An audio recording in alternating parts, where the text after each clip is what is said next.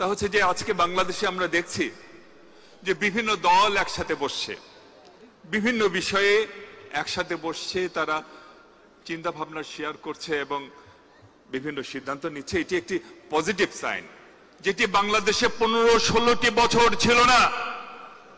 যদি কেউ বলেন 15-16টি বছর বাংলাদেশে একদলীয় শাসন ছিল, সেটা ভুল। 15-16টি বছর বাংলাদেশে এক ব্যক্তি, এক উদ্ভ্রান্ত মহিলার শাসন ছিল। আমাদের এখানে আমাদের কাউসারের মেয়ে সম্ভবত না বলে গেল শেখ হাসিনা কেমন ছিলেন।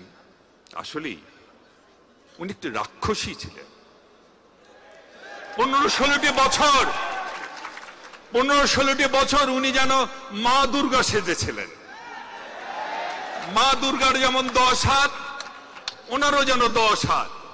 উনি প্রধানমন্ত্রী, উনি শিক্ষামন্ত্রী, উনি স্বরাষ্ট্রমন্ত্রী, উনি অর্থমন্ত্রী, উনি মিনিস্টার। One man show. একজন পাগলের হাতে বাংলাদেশের এতগুলো মিনিস্ট্রি প্রায় উনিই চালাতেন। সেই জায়গা থেকে আমরা রক্ষা পেয়েছি। এটি একটি কি বলবো, আলহামদুলিল্লাহ। এখন সবাই বসছেন, একসাথে আলাপ আলোচনা করছেন, খুব ভালো কথা।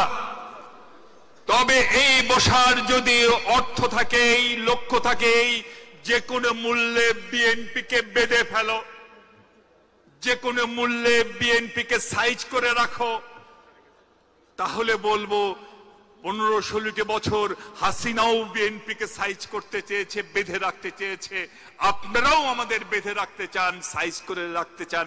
হাসিনার সাথে আপনাদের পার্থক্য কোথায়? একটি কথা স্পষ্ট ভাষায় বা বলি, শুনে রাখেন,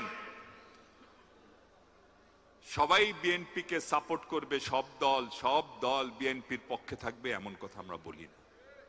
সাপোর্ট করলে তো বিএনপি করতেন,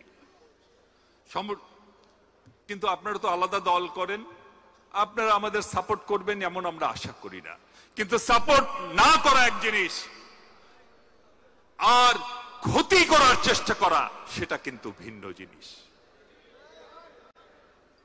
যারা বিএনপির ক্ষতি করার চেষ্টা করছেন তাদের আমরা বলি, সত্যিকার অর্থেই যদি আপনারা এমন বাংলাদেশ চান যে বাংলাদেশ হবে আওয়ামী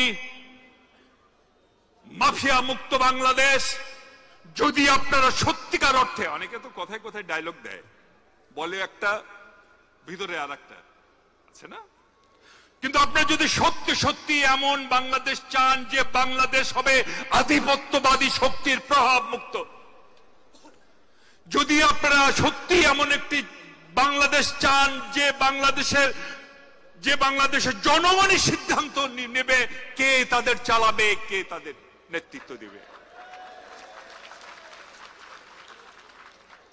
তাহলে কান পেতে শুনুন।